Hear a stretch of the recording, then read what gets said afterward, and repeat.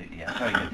Okay, so if I can begin by asking the two of you that when we think of Tony Benn, we think of a campaigning socialist. When we think of Hilary Benn, we think of a very steady minister, the vicar, I think Jackie Ashley called you. In other words, we think of you in a political sense. But the worst things to be called in life, you know. But actually what's really important about both of you is your family. Yep. And that it's not politics and family. The two come together. One reads in the diaries of, you know, Hilary at the age of 10 making impromptu speeches about the hereditary system and all that sort of stuff. So can you just explain to us about the relationship between how important politics is, how important family is, politics and family? Well, I think you're dead right. Your ideas are shaped when you're very young, and I was born in a very political family. Both my grandfathers were members of Parliament. My dad was a member of Parliament, elected 100 years ago for Tower Hamlets as a Liberal with the support of the Trades Council, and he became Secretary of State for India, and I remember that, 29-31, and then Secretary for Air at the end of the war.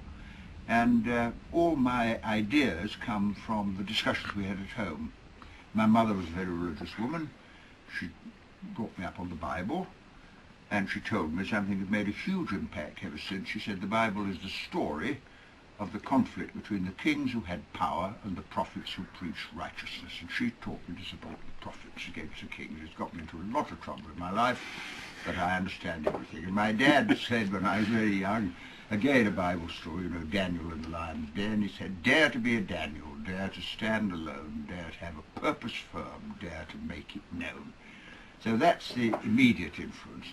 Then in 1928, when I was 3, I met a Labour MP. I remember it very well. I was only 3, but I remember it. I went to tea in his house in Smith Square. I didn't see him again for 7 years. Next time I saw him in Parliament Square, and it was Oswald Mosley, the leader of the British Union Fascists. And I campaigned in the 1930s. Well, I met Mr. Gandhi in 1931, and unlike many grown-ups who pat you on the head and talk to your dad, he was sitting on the floor. He said, come and sit next to me. And my elder brother and I sat down. He talked for, I don't remember what he said, but it was tremendously powerful. And then in the 1935 election, I campaigned. I still got my literature because I've kept everything in my life. And one of the leaflets I put through the letterbox was published by the Miners' Federation of Great Britain. And it pointed out that in the 9 years before the 35 election, 1,200,000 miners had been injured and 7,800 miners had been killed in the pits. And when the miners' strike came out, I pulled that out and photocopied it and produced it again. And then I was in London during the Blitz, and every night we went to the Shelter, a hairdresser's saloon underground, was now the MI5 headquarters of all places. So I spent the Blitz in MI5, and 500 people killed one night where I lived. I saw London burning, saw the Luftwaffe flying over the searchlights, and it was very frightening. And then I became well, my brother was a pilot. He was killed. Many of my friends were killed. I was myself a pilot in the Middle East during the end of the war. I was actually rowing on the Sea of Galilee on the day that the war ended, and we landed at Capernaum, a sort of Bible story, and an old Jew said the war's over, and that's how I learned. And I went to a kibbutz that night, and we danced all night, and all the different communities from all over the world danced their national dances, and then somebody said something in Hebrew. He said, now the 3 English pilots will dance an English national dance. So after a quick consultation, we did Whoops a Daisy. It's a great story, that one. Came back in the troop ship. I was a Labour candidate in the troop ship coming through the Middle East, through the Mediterranean. Got back in time, campaigned in the 1945 election, and I was at Transport House when the results came out.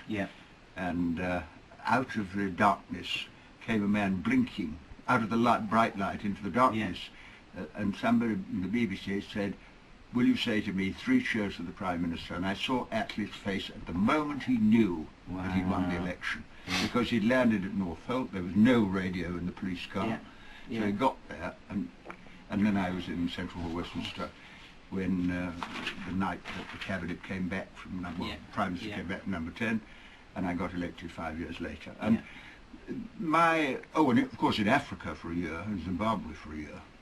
Right. and I saw what it was like when the British ran Zimbabwe. That was when you were training to be a pilot. I learned to Right. be a pilot Right. in Yeah. Zimbabwe.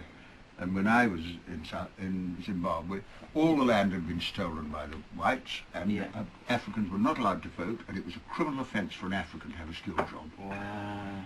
And so all my ideas, and so I got involved in the movement for colonial freedom, Yeah. and all my early years till I got into the cabinet, working with Mugabe, Nkomo, Hastings Banda, Seretse Khama, who's the guy from Ghana, Kwame Nkrumah, Yeah. Chedi Jagan. Yeah. And you see, one of the funny things about that is all the people we locked up as terrorists ended up having tea with the Queen. Yes. Yeah. Yeah. And yeah. so my view of the world was based on my experience. I mean, everybody's the same. Yeah. I've Yeah. read a lot of books, but when something's happened to you, Yeah. it has a really burns- powerful effect, doesn't Yes, it? it has a That's the huge story of impact. our Yeah. lives. Yeah. And then I had the benefit of Hilary Benn's arrival, Yeah. which I played a minor biological role.